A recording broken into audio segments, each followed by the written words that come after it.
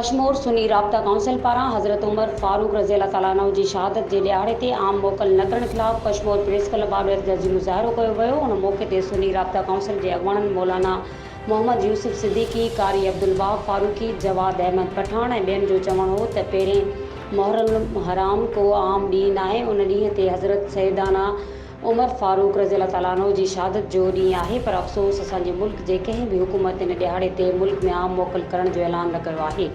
असांजी जमायत सुन्नी राब्ता क़ाउंसिल गुज़िरियल 35 खां 40 सालनि खां वठी इक़्तिदार में अचण वारी हर हुकूमत खां इहो ई मुतालबो कंदी थी अचे त हज़रत उमर फारूक जी शहादत वारे ॾियाड़े ते आम मोकल करे सरकारी सतह ते मनायो वञे।